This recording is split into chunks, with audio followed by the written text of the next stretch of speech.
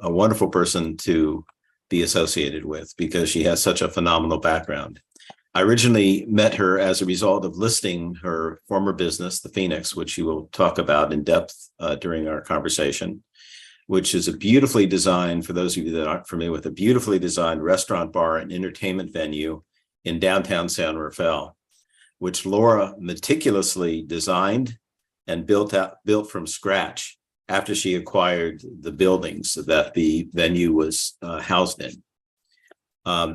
The reason I invited Laura to be the co-host is because she has such an accomplished and diversified background. And at this point, I want to give a brief summary of her background, which she will elaborate during our discussion.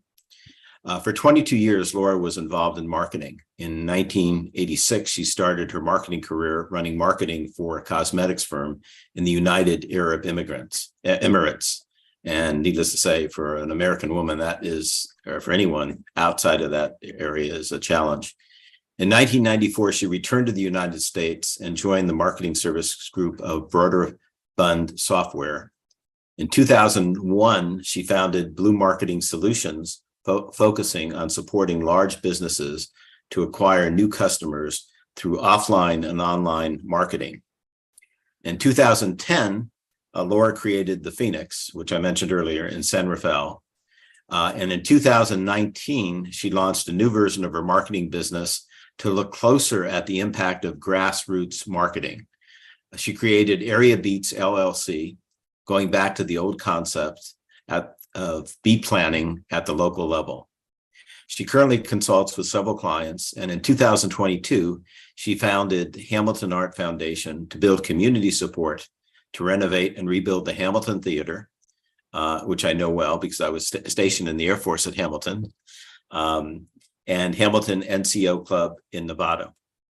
So if you have any questions during the presentation, please go to the question bar, write in your question, and time permitting, we will I'll direct the question to Laura during the presentation. So with all that being said, I have the privilege of introducing Laura to you. So Laura, as a start, could you tell us about your upbringing? And let's start from your college years. So thank you for inviting me to join you guys. I really appreciate it, Steve. It's a lot of fun to, I guess, to talk about yourself sometime, right? Sure. Well, you have a lot to talk about. So yeah, no, I went to college at Dominican University, and I had the opportunity to live in Mexico for a while, and I went to Oxford University for a summer session, and my focus was primarily on international studies in the Pacific Basin, Latin America, and business. And fortunately, that journey took me to the Middle East, which you mentioned a minute ago, the United Arab Emirates, where I worked for 4.5 years in the cosmetic industry, and brought me back here when I started to have a child. And, you know, I've been an entrepreneur at heart since I was a kid. I was one of those lemonade stand kids, you know, and sitting there with my lemonade, making maybe I was lucky to get a quarter. And then as I came into the house at the end of the day, I looked at my mom and I said, you know, I'm not making enough money. And I think that was the red flag right there, that I was planning on doing a lot more. I think what's really important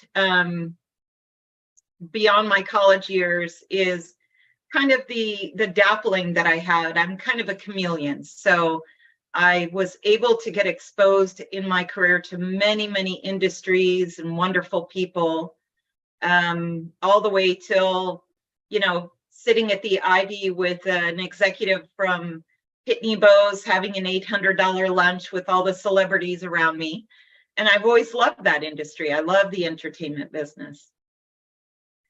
So with that in mind, I segued my way to marketing and started to find that the world is made up of microclimates of culture and socioeconomic and political you know, segments. And so marketing kind of is that. It's about the microclimate of the world and everybody living in it. And I used my background to go into marketing and start helping companies to look at how they might be able to get their businesses exposed and built with strong brands and strong messages. So, yeah. Got it. So how did you actually start your first business? And before you even do that, and include in that, if you could, what was it like for a woman doing business in the United Emirates environment? What was that like? So my first business, to answer that question, was the lemonade stand. Right. And then it went to, it started my own house cleaning and pool cleaning business as a teenager. I made pretty good money and I bought a brand new car, my MGB, my favorite car, a little convertible by the time I was 15 and a half. Yeah, cool. I think my mom felt that I had more money than she did. So that was always funny. And then, you know, my life in the Middle East, I didn't own a business, but being in the cosmetic industry as a female, before I went, I took the time to learn the language and to really understand the culture. The UAE was a British colony until 1971. So fortunately, they were very westernized and used to people from the Western world living amongst them. So it was really a lot easier than I ever expected. The culture, I was able to go with the men and I was able to go with the women because of my education and my business status. So I drove and I did assimilate and I wore, you know, the shayla and the abaya, but I didn't wear a burqa. I didn't cover my face. And sorry? That was acceptable. Absolutely. Yeah, that's cool. And I created kind of an Avon calling style business for the cosmetic company. We took and had beauty parties in the women's homes, and that was very successful. We opened up 2 cities, and I think at one point we had like 16 sales associates, and the business was thriving. Cool. So how has that industry changed? I mean, from your perspective. In the UAE specifically, it is a completely different world now. Yep. When I left there, the women started, you know, looking more at their independence and getting jobs and, you know, taking jobs in banks and really, you know, starting to explore that. And that's expanded quite a bit. And then, of course, all the initiatives that have been done in Dubai has really changed the dynamic of the country quite a bit. For sure. So business opportunity everywhere there. Yeah, I can imagine. So the marketing world in general has changed dramatically as a result of, you know, technology. And so how do you see it today in terms of its effectiveness and the pros and cons of the extent of the technology in the marketing world today versus, you know, pre-heavy technology and marketing? What you're thinking on that whole thing? The marketing world, the dynamic, you know, I started my first, I guess you could say, real business, right, with the marketing company in 2001. And, you know, that was the wild, wild west. Went into digital marketing, you know, you hear everywhere things that are going on, you know, data being, you know, stolen, spam, you know, all the construct of the industry was really like the wild, wild west. And it was a place that enterprises wanted to play in, but it was very risky. So they needed, you know, partners that they could trust. And so I built a platform of trust with my business and facilitated all the problems and tried to screen it out with the experience we had. That is very different than where it is today. Digital marketing is a norm. Social media is a norm. You know, all the TikTok and everything, it's all a norm now. The way that we do marketing is not in the traditional sense. So the other major thing that you see is the microclimates. It's so fragmented and so large. To do a mass media marketing campaign now, you know, you've got 800 television channels, if not more.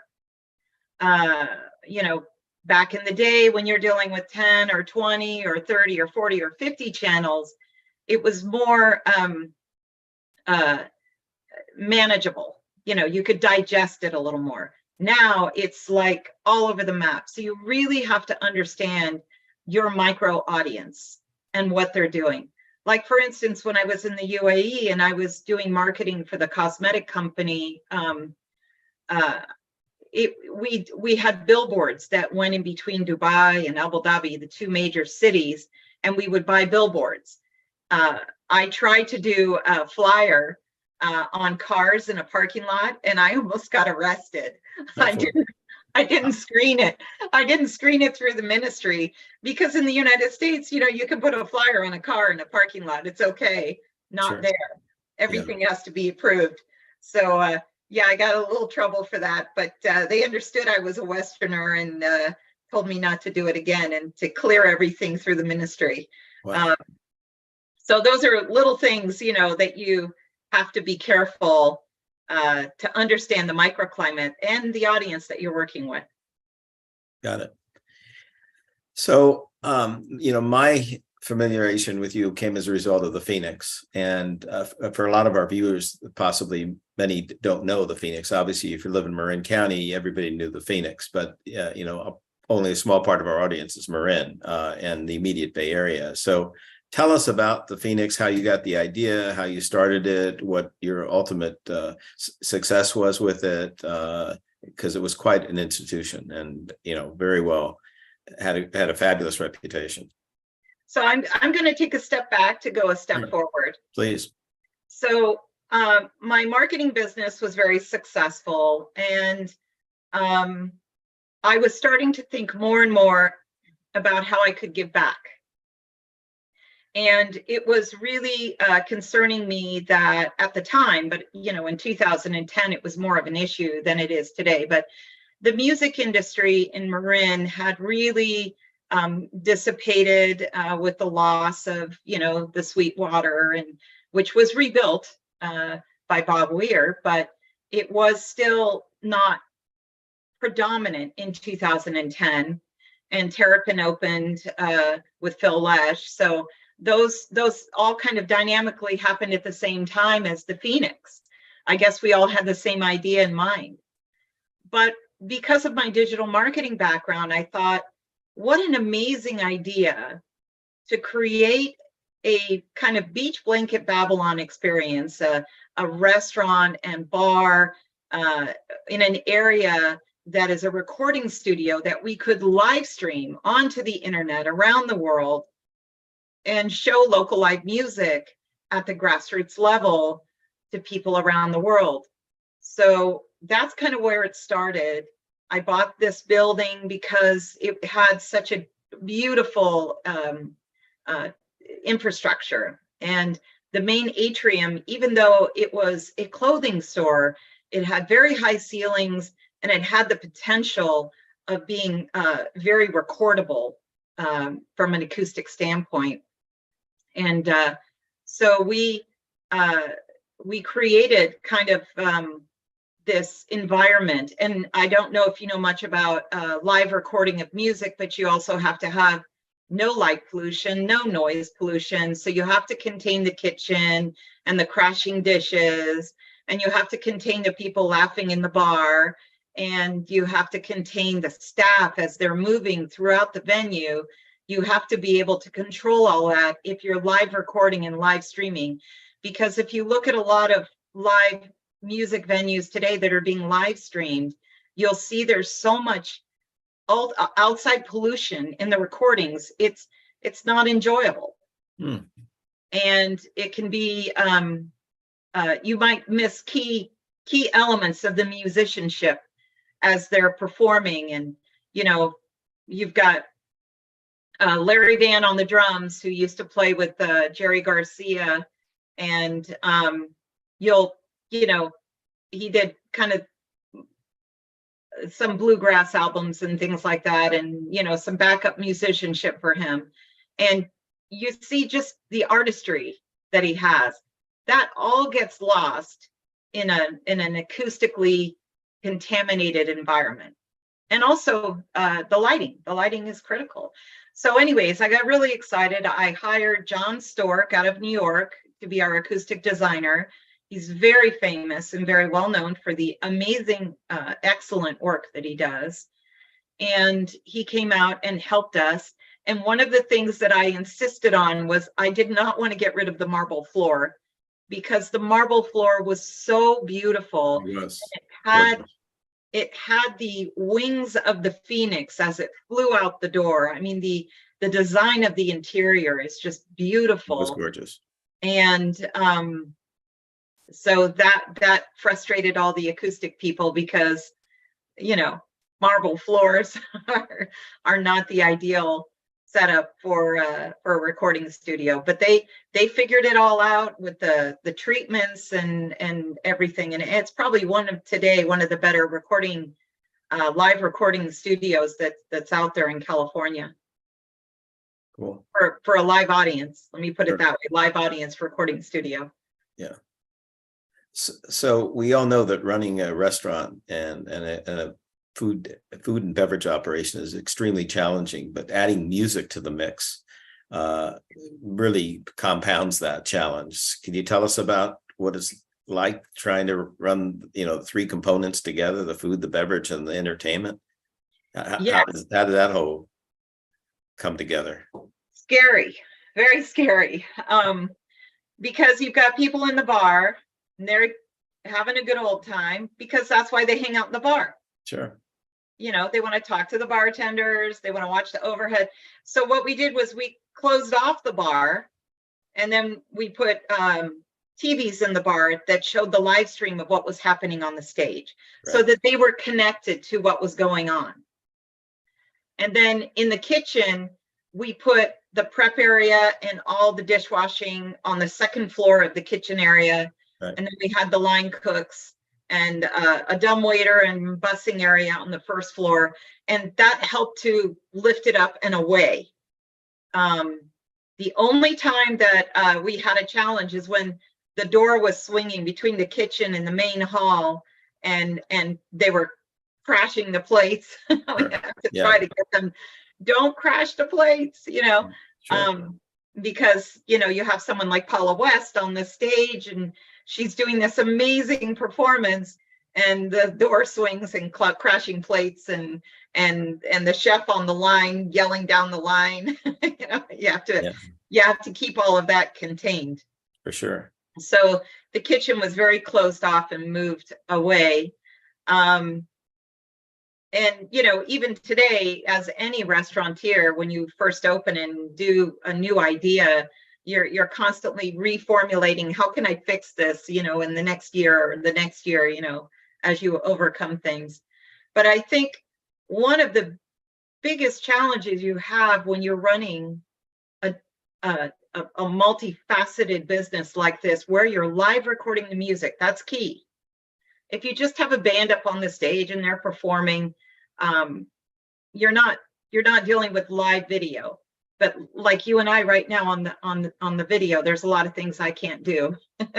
So, you know, that's where things get a little crazy. You know, you've got a customer who didn't get their dish right at the table, and you've got a live performance up on the stage, and you've got a server that's trying to communicate and talk about that problem without creating noise contamination.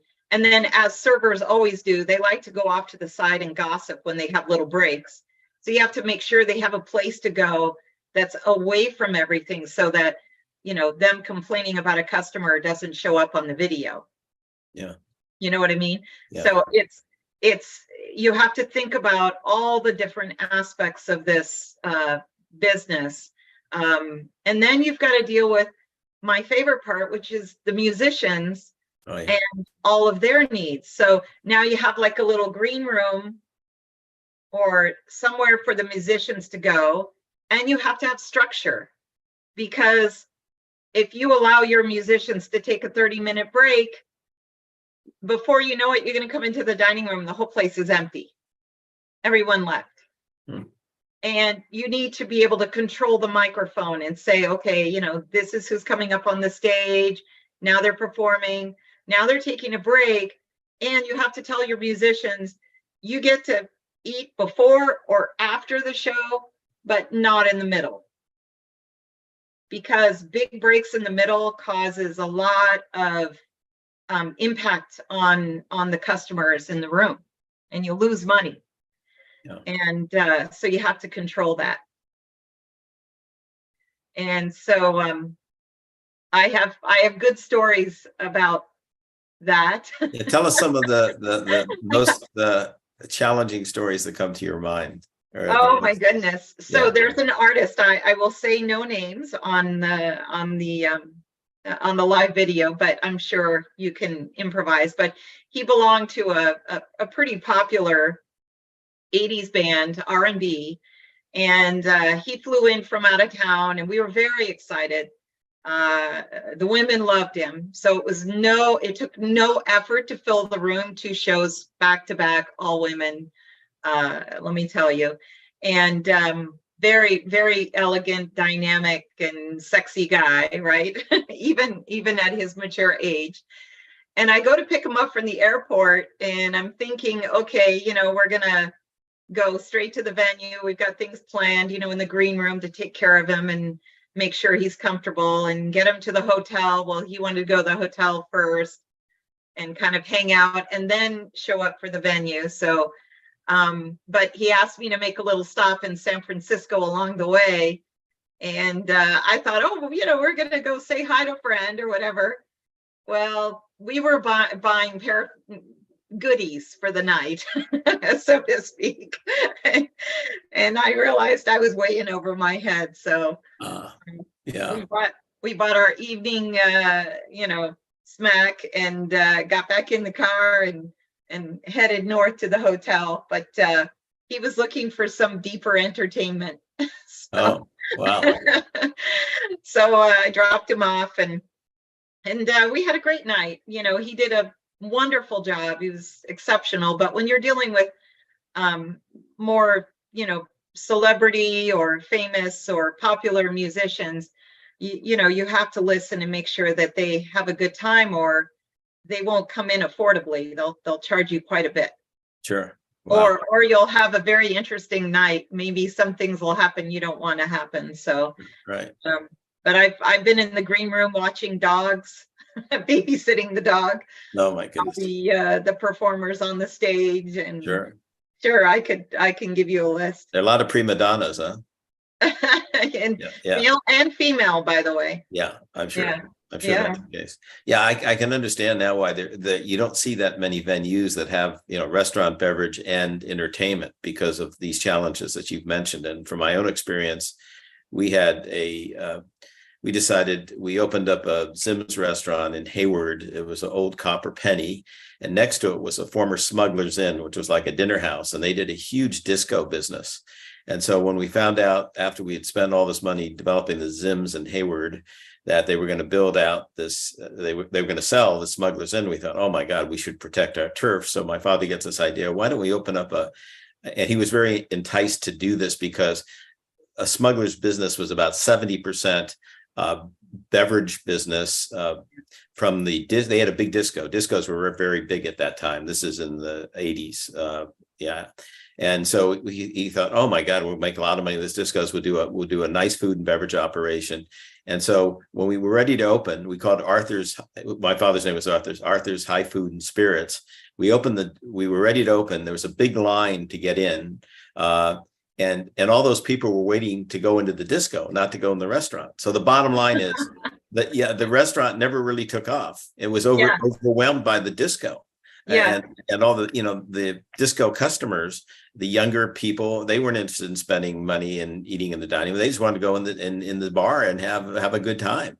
So we never got that off the ground. So finally, what we did to save our butt on that investment we made, I looked for a very high-powered Mexican. We thought Mexican food would be really good there, and we gave them a limited budget. And we actually did the first time we ever did a management contract in our history. We always manage our things ourselves, but we actually did a management contract with this guy. We gave him $100,000 budget to junk up the place because it was too fancy for the market. And it finally took off, and we had about a 4 or 5 year run, where he did a good Mexican food business and, a heavy bar, but got rid of the disco. And that worked. But so I have a little bit of a feel for the challenges of trying to mesh the two. And was very, very challenging, to say the least. So what you sort of highlighted on some of these things, but if you had to underline, what are the main things that make the music and restaurant business so challenging? I mean, you sort of alluded to some of them, but just how would you summarize that? Well, if you want to get real musicians that are accomplished and good into your venue, you have to build a platform to attract them. And that's where the live stream was invaluable, because we were able to get, even though we only had 175 seats, we were able to get very high-end acts in there, and then we could give them copies of the video. And that really went a long way, because it was free production. And it's cost money to produce. So, you have to think about the dynamic of what type of music do you want and what kind of platform do you want. And then you have to make sure that you're going to make enough money paying the musicians properly. Because if you're always on a budget of $100 per man or whatever, what ends up happening is you get a lot of last minute cancellations if you get good bands, and now you're running around trying to fill that gap, or you're not able to get the better musicians in. And in our particular place, because it was a recording studio environment, if the music was bad, it was bad to the bone. And I'm not kidding. One day we did have a band come in uninvited as an opening band for a very good band, and we didn't know they were coming in. And so we went with the flow, and they got up on the stage, and after one song, we could not have them play anymore. Wow. Because people were literally getting up out of the dining room and walking outside and waiting for them to end so they could come back in. Oh my God. That's the problem with a recording studio. Bad musicianship, or wow. If they're not ready for the stage yet and they're still working things out. Sure. You know right away. So that's the first thing, is building an environment that really works for the musicians. The second thing that's really important is to make sure that you factor in the acoustics, because in a restaurant you want vibrant acoustics so that people don't hang out for 6 hours. Right. You want them in, you want them out, they eat, they digest, they leave, and you're rotating those tables. But in this kind of environment, you're charging a ticket price, you're slowing down the service, not too much, but enough to, make it last, that they're ordering multiple courses. And then you're also setting it up where they're ordering multiple drinks, so that it's like turning the table 2 or 3 times, but not turning the table. So you have to factor that in. How do I build my menu? How do I build the management of my dining room to create that constant turn without turning the table? And then the last thing that's always so difficult is, chefs are not easy to hire and affordable for a lot of restaurants. So a lot of restaurants might hire a chef, and then as you become mature, maybe one of your line cooks steps up and becomes the chef, and you're making the food, and you change it out every once in a while, but it's a lot more affordable. But in a music environment, we created, to get people in, constantly coming in, we had to run around the holidays, genres,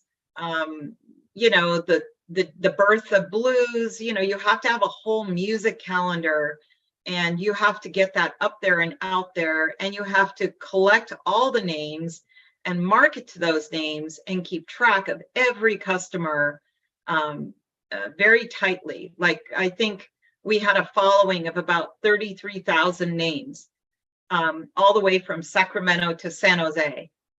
And we marketed to them regularly and told them what was going on. Yeah. How did you market to them? Well, we collected all the names, whether it was through the POS or online or however, and then we set up, where we loaded them into a marketing database, and we created a newsletter which went out every week telling them what was going on in our place. And that was 6 nights a week. And we were very good at that, actually. And we didn't spend a lot of money, advertising in the local publications, because it gets pretty expensive to do that ongoing. But we were always pressing. We were always connected to the press. Who's coming in, making sure we got regular big names into the place so that people would see that there's a constant flow of press and who's playing the Phoenix. Sure. Yeah. What a challenge. Wow. And then the last part that I think is really critical is the bar, and having a healthy bar program. We used to have, happy hour and then late night happy hour, so that when everyone was leaving the venue after the music, we would get a flow of people that would go from the dining room into the bar. That's a good idea. And that's when I wish the bar was bigger. Sure. Because the more people you can get in there on late night happy hour, the longer your night goes. But we found that, staying open late didn't work for us. Yeah. We were usually closed at least within 2 hours after the last act performed. Yeah. And what time was that generally when you closed down the place? It kind of depends on the artist. If we do, more popular artists like Paula West, and she did 2 shows back to back, we would do, that's another thing, turning tables when you do seated shows with dinner and a show. Yeah. That's another dynamic. There's a timing that has to be done, and a prep in the kitchen and a controlled menu in order to be able to make that work. Wow. And it did work. It did work. We would do that, a 45-minute set, then we would break and clear the room, and then another 45-minute set, and then that was the end of the night. So usually I would say, we were closed somewhere between midnight and 1 o'clock. We didn't stay open till 2. Yeah. Yeah. And Marin is a older population too, but I guess what was the profile typically of your customer? Well, the customers followed the artists. So it Right. depended on who was playing on the stage, and that would draw that crowd. Like, if we were doing Cajun food for a New Orleans band, we would try to put specials that kind of aligned with the type of music for the night. There would be nights where we wouldn't sell one steak. It would be all hamburgers. Right. We were getting flooded with hamburgers. Wow. And then another night, it was fried chicken. Wow. And grits. And so Wow. you have to pay attention to your food cost and what's being eaten by the audience, consumed by the audience that's coming in. Yeah. So if you ever were going to consider doing something like the Phoenix again, how would the format differ from what it was, or would there be any difference?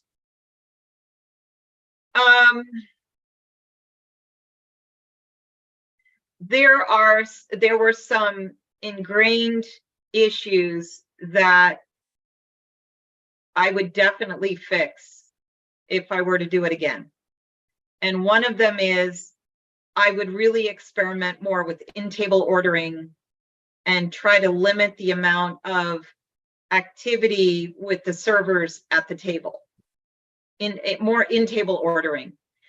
There were times where we would miss a drink order because we couldn't go out in the dining room because the artist on the stage didn't want that, talking and noise pollution, and then we lose orders. So I think I would experiment more with in-table ordering. Mm-hmm. And the other thing that I would do is I would look more closely at how we managed the kitchen.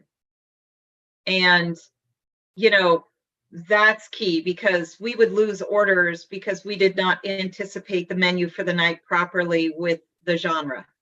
Understanding the genre and what these people are going to order is really key. Whereas with a restaurant, you have a following and they tend to have their favorites and you're selling X amount of this every night. Yeah. That doesn't happen in a live music restaurant environment. For sure. Yeah. I mean, running just a straight restaurant is challenging in itself, but running the kind of venue you ran, it's mind blowing. It's just overwhelming. Yeah. And then, you know, it's like one night is like cocktail night. You have to make all these cocktails, and you and I both know, you know, unless it's, you know, if it's bottled or on tap, you can knock that out. Boom, boom, boom. But Right. now you're doing like, you know, 100 cocktails. Yeah, you know, you have to have the right bartenders on the right night and produce the right, and you can do it. It can be all done, but the structure has to be in place. Yeah. And the design of the venue has to be in place, or it'll be complete chaos. How did you find your labor pool? Because Marin has always been a very difficult, challenging labor market. I mean, my father opened his first restaurant in 1953 in Corte Madera. We were operating restaurants till 1995. So like that's what, 40, 50 years. And we always had a problem with getting employees. But for your situation, I would even think there's even more of a challenge. How did you handle that employee capture situation? It's funny. In the beginning, it was a nightmare. Don't get me wrong. But once you settle in, it turned out that probably 80% of the servers or bartenders that we had, you know, the front of the house, were all either musicians or lovers, big enthusiasts of music. Oh. And in the kitchen, that was a whole different gig. Yeah. But the labor pool was mostly just ended up being very steady people that worked for us that just absolutely love being there. And sure. and the, you know, I mean, imagine you've got this Moon Alice is on the stage and they're performing and it's resonating in the room and you're walking around clearing plates. I mean, yeah, no, it is exciting. It's a pretty good feeling, actually. Yeah. So switching gears a little here, because you have such an in-depth marketing background, generally, what are the major challenges of marketing at the grassroots level? Because as you know, big part of our audience are food and beverage operators, and they, you know, have this constant challenge of, you know, how do they market their business? And obviously, we know technology has changed a lot. And, you know, instead of seeing written restaurant reviews, you know, in the newspaper, which I don't think you see anymore, it's all social media. So what's your whole take on this new challenge level for marketing? So the fragmentation of media, I started writing about this over 10 years ago. And it started concerning me quite a bit with my enterprise clients.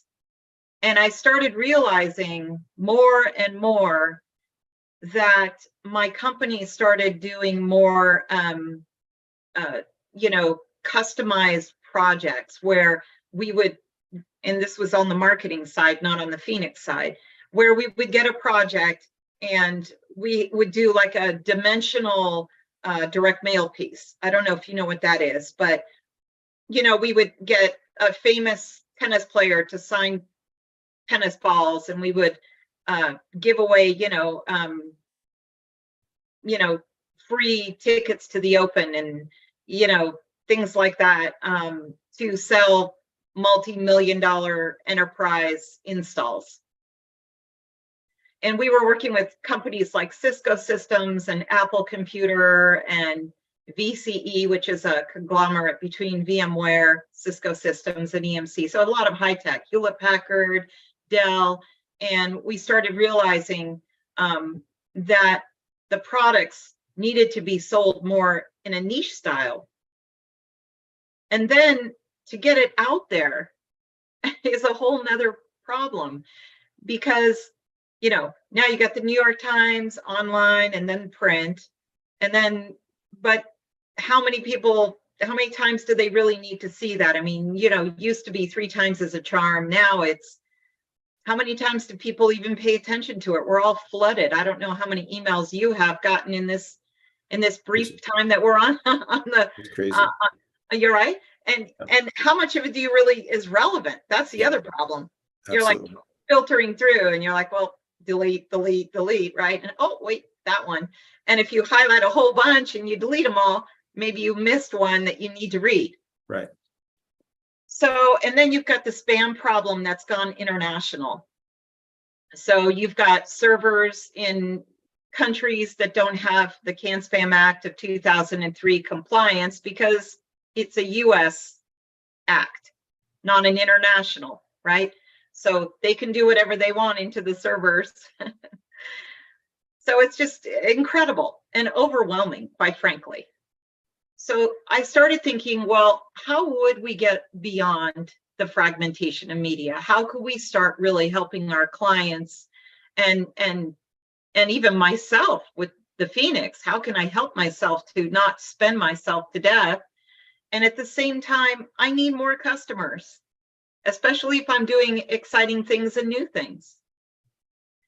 So that's when I started thinking more about this old idea of beat planning, because I was in the beat at the Phoenix. Right. And, you know, I started thinking about AreaBeats. You know, what about if we isolate the microcosm of every single, you know, product, their audience, their geography, and we start doing more micro marketing and advertising. And it actually started really working, where we would literally buy data, build databases, and market to those specific databases, multi-million-dollar products or not. And it worked. And then, you know, we would do sometimes what we call 360, you know, marketing initiatives, where, you know, you send them a letter, you send them an email, you send them a multi-dimensional product, you connect with them on social media, you do whatever you need to do. You build the plan, right, to go after it. For sure. And one of my clients just went from a multi-million-dollar business into multi-billion-dollar business during the time that we work with them. And when we first started out, it was maybe $100,000 a year. By the time I closed my business, we were doing almost $1 million a quarter with them. And then all of a sudden, all the enterprises started bringing their marketing in-house. And we became a dinosaur overnight because they were hiring these teams to do the micro marketing in-house. And they could do it because now you've got Canva and Adobe Spark, and now Microsoft is coming out with their design tool. And you can go online, and now with the AI that Microsoft has done, you can go up there and profile your entire marketing campaign, and it launches it for you. Wow. It builds the artwork and launches it for you. At least I haven't had the opportunity to dabble in it yet, but the marketing agency is becoming more of a strategist than an executor. And so I no longer needed 45 employees. For sure. So now I'm a strategist. Right. So again, talking to the food and beverage operators of today, if you were hired to advise them on how to grow their business, what would you suggest to them, marketing wise? Well, I mean, I would always find someone on staff that loves marketing, you know, to do. I mean, there's downtime in restaurants. And if you have a good employee that likes to do the marketing, you know, they can give them a little extra an hour, and they could sit at a computer station at the host stand and, you know, help out with the social media and getting it out there. But it's a micro marketing initiative. And overall, it's more than just getting it out there. Like recently I was helping a client. I went on to their social media, and they've been spending a fortune with a social media company. I think it's a fortune, you know, for a small entrepreneur, to have them do all the marketing for them on social media. And they only had 3 followers. Wow. One was the owner, one was the husband, and one was the marketing person. Oh my And goodness. they were spending all that money to market to those 3 people. Crazy. And so that's another problem, is knowing how to build your audience correctly. And then advertising, through social media. A lot of people don't know how to build their communities through Nextdoor. They don't make it easy. So you have to know how to do it. But, every audience is different. Like if we look at Marin, and I love Marin. I grew up in Marin. I'm one of these people. So I'm embarrassed to say, but I'm also proud to say, our houses and our cost of living is quite expensive here. For sure. So when Marin people go out, they like it to be free. Yeah. And then they pay for their drinks and food. They don't want to pay $30, a couple times a week to go see a performer. Right. And so that's one of the dynamics. We would do a blues jam and we'd be at the host stand arguing about, do we have a senior discount? Can they get a break? And they drive up in a, Mercedes or a BMW, and they're looking for a deal, And I don't think it's because they don't appreciate. It's never been that. They love it. Sorry about that. I don't know what I can do about that one. No, I'm not hearing her sing anything.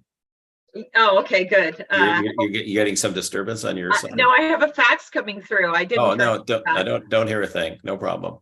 But so that that also produces the part of the beat planning. You have to know your local audience, and then you need to be able to communicate the value of what you bring to the table, so that you don't have the problem of making money. Right. You understand what I mean? Yeah. So, on the blues jam night, if they're arguing about the cover at the front desk, then maybe you have to give them a little something, like a little piece of paper that says, they get a complimentary something at the table. Sure.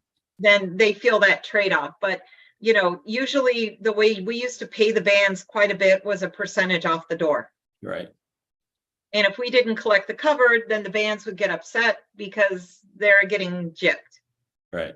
So it becomes a vicious cycle. Sure.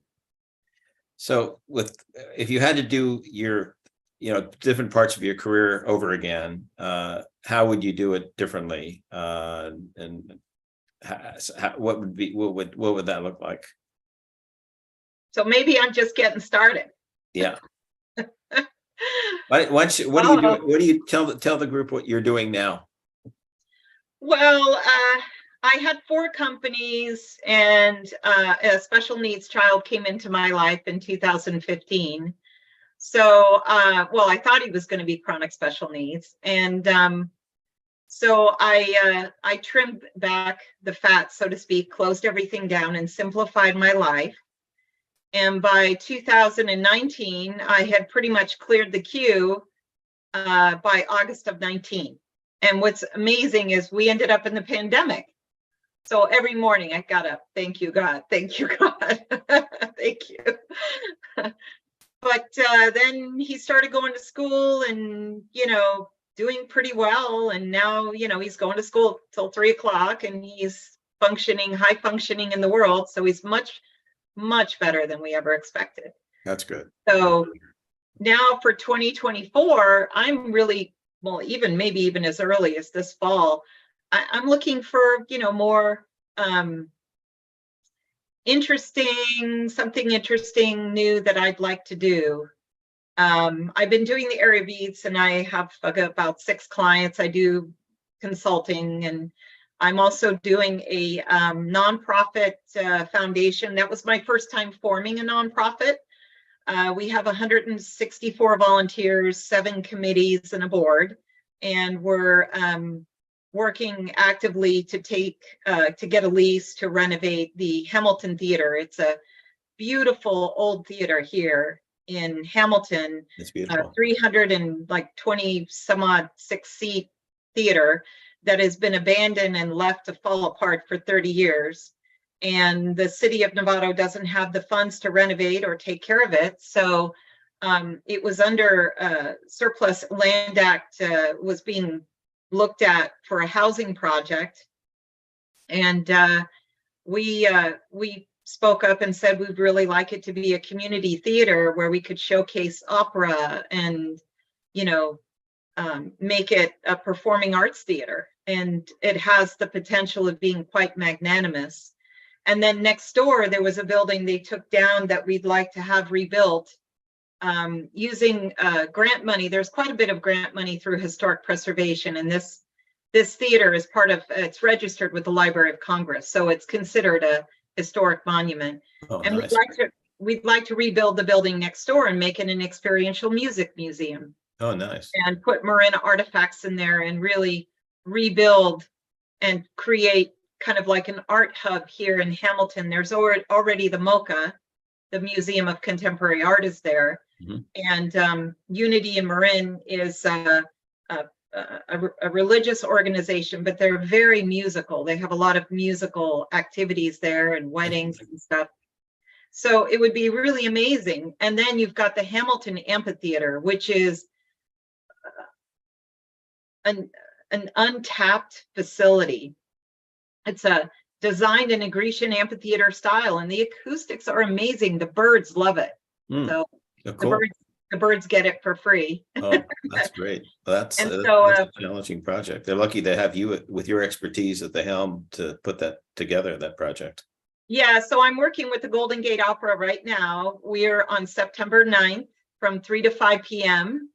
We are actually putting on an arias and you know, musical performers coming in, opera singers for an opera we're calling it Opera in the Amphitheater. Oh, nice. On September 9th from 3 to 5.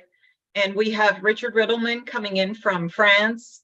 We have Shawnette Salker. I can't say Olga's last name. I think it's Chernystiva. And Joe Myers, the tenor. It's going to be amazing. And the Fenwick Foundation gave us a grant, so we are about 75% funded for the event, which is great. Wonderful. Well, good luck with that. That sounds wonderful. Yeah, so that should be good. So that's what I'm up to right now. I'm sorry? That's what I'm up to right now. You're keeping out of trouble, as always. Yeah, that's for sure.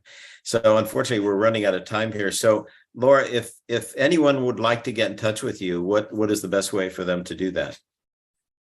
So you can always go on to areabeats.co, areabeats.co. It's a long story about the .com.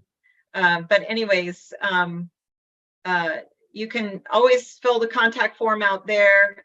My email address is L Van Galen. It's like Van Halen, but with a G, at AreaBeats with an S.co. And you're welcome to call me. I have a phone that you can call me on through the business, 415-717-4466. And I'm always really excited to talk to people and learn about what they're doing. Great. And all I can tell you is that it'll be a wonderful experience for anybody looking for some creative marketing ideas to network with Laura, because she has, as you can tell, you just got a smattering of her background, and it's very unique and very diversified, and she's very knowledgeable. And Laura, we thank you very much for your participation today. Really, I always enjoy talking to you. Always learn something. Thank you for having me. Oh, it's my pleasure. We always learn something new. I always learn something new when I talk to you. I wanted to just make a few announcements. Our next Dealmaker Show will be on August 24th, and I'm going to be gutsy enough to try doing a solo. And I'm going to be discussing the 10 essential principles a buyer needs to know in purchasing a food and or beverage business, which I'm not going to cover it all in one session. It will be numerous sessions that'll be spread over, several months in between other guest speakers. On October 21st, Andrew Rogerson of Rogerson Business Services, who I've known for years and is a fellow member of the California Association of Business Brokers and the International Association of Business Brokers. He is a business broker, and he's an expert in business acquisition and sales for 26 plus years. He's a 5-time successful business owner and author of 4 books. He's also a fabulous speaker, and his presentation will be accentuated by his fabulous Australian accent. Our October show, we're going to feature Michael Baker. Sort of a unique situation. I had Louise, who was the seller of Pizzalina, and on the show a couple shows ago, and now Michael, who was the buyer of the restaurant, is going to be on the show. And he bought Pizzalina during COVID 2021, just towards the end of COVID. And Michael is under construction for his second Pizzalina unit in Walnut Creek. And Michael's prior experience included being the executive chef at the Chalet restaurants, which had 5 restaurants doing $21 million in sales. And he was the executive chef at Piatti in Danville, and has a very in-depth chef management background. So it'll be very interesting to hear a perspective of a buyer and a transaction that we have done before. And on our November show, we're going to have our own Jeremy Brockman of Brockman Communications, our marketing director. We'll be talking about cutting-edge marketing techniques to assure our company and others will continue to be competitive now and in the future. So with all that being said, again, I want to thank you very much, Laura, for your participation today. And thank you all for joining us, and enjoy the summer. And most importantly, everybody stay well. Again, thank you so much. Take care, Laura. Thank you for having me. My pleasure.